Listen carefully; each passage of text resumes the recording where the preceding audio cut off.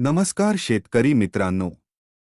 पीक विम्याच्या प्रतीक्षेत असलेल्या शेतकऱ्यांसाठी एक मोठी आणि आनंदाची बातमी समोर आली आहे. राज्यातील 30 जिल्ह्यांसाठी 1219 कोटींचा निधी मंजूर झालाय, पण यात महत्त्वाचा ट्विस्ट आहे.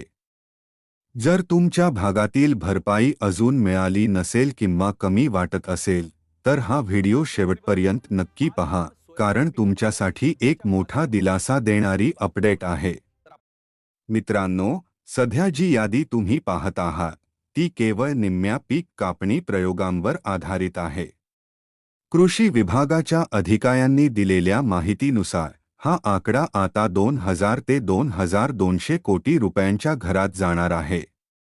याचा अर्थ असा की सध्या ज्या जिल्ह्यांमध्ये कमी रक्कम दिसत आहे किंवा ज्यांचे प्रयोग पूर्ण व्हायचे आहेत, त्या शेतकऱ्यांना आता वाढीव आणि नवीन भरपाई मिळणार आहे.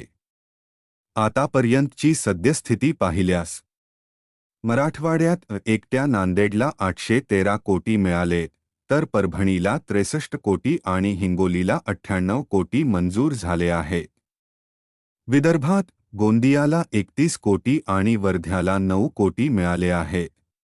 आपल्या अकोला, अमरावती आणि वाशिम जिल्ह्यांमध्ये सध्या 1 ते 2.50 कोटींची रक्कम दिसत असली तरी ही रक्कम आता मोठ्या प्रमाणावर वाढणार आहे.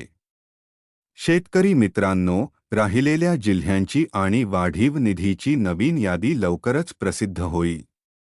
त्यामुळे चिंता करू नका. बळीराजाची ही योजना तुमच्यापर्यंत पोहोचवण्यासाठी आम्ही सज्ज आहोत. तुमचा जिल्हा कोणता आहे? आणि तुम्हाला विम्याचे पैसे मिळाले का? कमेंटमध्ये नक्की सांगा.